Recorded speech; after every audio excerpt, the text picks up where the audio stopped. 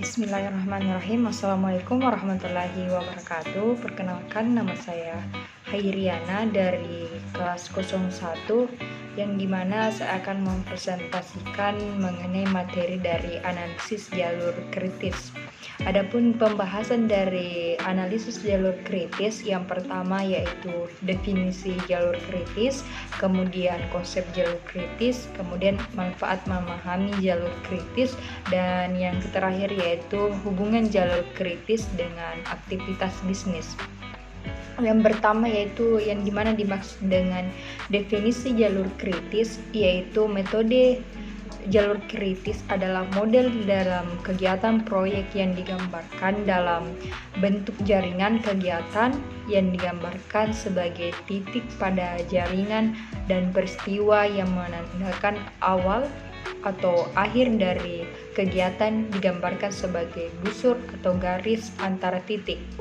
Kemudian apa yang terdapat pada konsep jalur kritis yaitu sebuah rangkaian item pekerjaan dalam suatu proyek yang menjadi bagian kritis atas terselesainya proyek secara keseluruhan, yang dimana dimaksud ini tidak terselesaikannya tepat waktu. Suatu pekerjaan yang masuk dalam pekerjaan kritis akan menyebabkan proyek mengalami keterlambatan karena waktu finish proyek akan mundur atau yang bisa dimaksud dengan delay.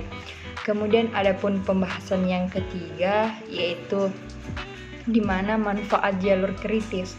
Yang pertama yaitu membantu memperkuat perencanaan di masa yang akan datang terhadap pengalaman yang telah dihadapi di masa yang sebelumnya, sehingga kerangka konseptual jalur kritis menjadi jauh lebih baik dan terencana dengan baik.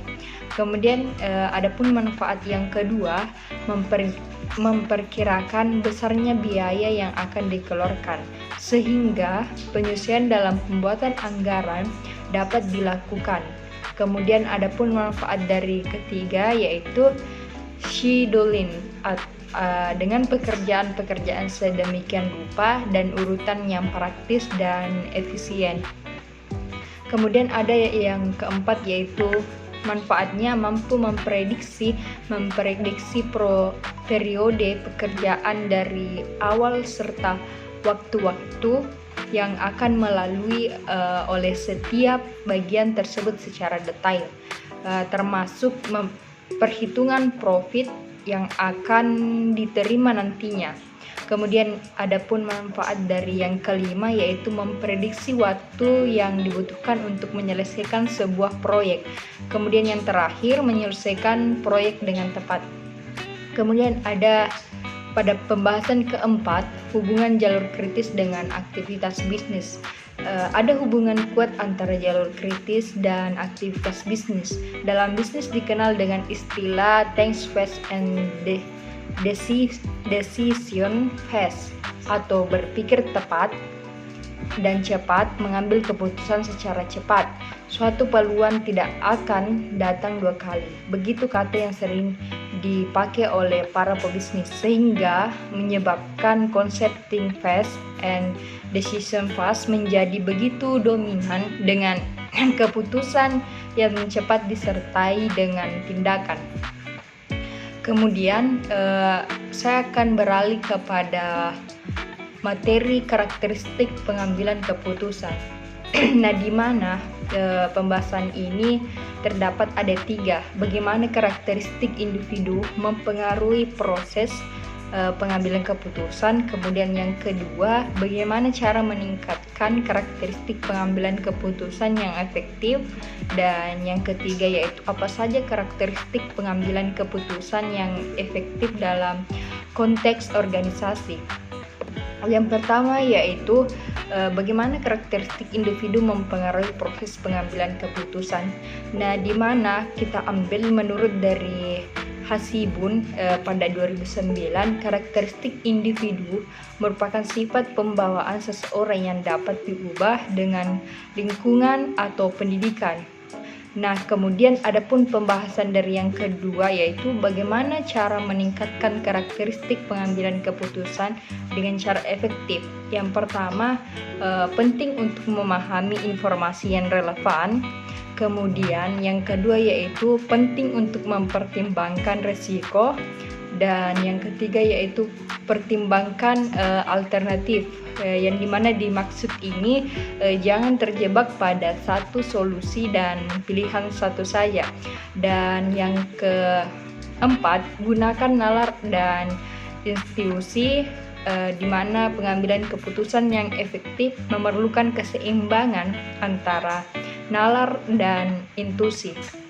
Kemudian yang berikutnya yaitu mendengarkan sudut pandang orang lain, di mana kita harus berbicara dengan orang lain yang berpengalaman atau yang memiliki perspektif yang berbeda dan dapat membantu menghasilkan solusi yang baik. Kemudian yang terakhir yaitu evaluasi keputusan, di mana kita dapat melakukan evaluasi, seseorang dapat mempelajari apa yang berhasil dan tidak berhasil, dan kita dapat memperbaiki proses pengambilan keputusan yang akan datang. Kemudian yang pembahasan terakhir yaitu apa saja karakteristik pengambilan keputusan yang dalam konteks organisasi. Yang pertama yaitu terdapat dengan rasional, di mana keputusan harus didasarkan pada fakta. Kemudian yang kedua yaitu responsif, yaitu yang dimana keputusan harus cepat dan tepat waktu untuk mengatasi masalah yang muncul. Kemudian yang ketiga komprehensif, yang dimaksud ini keputusan harus mempertimbangkan semua aspek yang relevan. Dan yang keempat partisipatif, keputusan harus melibatkan pihak atau departemen dalam organisasi agar dapat memperoleh pandangan yang beragam dan lebih komprehensif. Dan yang kelima ada konsensual, di mana konsensual ini keputusan harus dicapai melalui musyawarah dan konsensus hingga semua pihak merasa terlibat dalam proses pengambilan keputusan. Dan yang keenam yaitu berorientasi pada tujuan, keputusan harus selaras dengan tujuan jangka panjang organisasi dan strategis bisnis. Dan yang terakhir yaitu mengukur kinerja, keputusan harus dapat diukur kinerjanya agar dapat dievaluasi apakah keputusan tersebut berhasil atau tidak mencapai tujuan organisasi. Baiklah, itulah tadi pemaparan dari saya. Saya Hairiana dari kelas 01. Sekian, wassalamualaikum warahmatullahi wabarakatuh.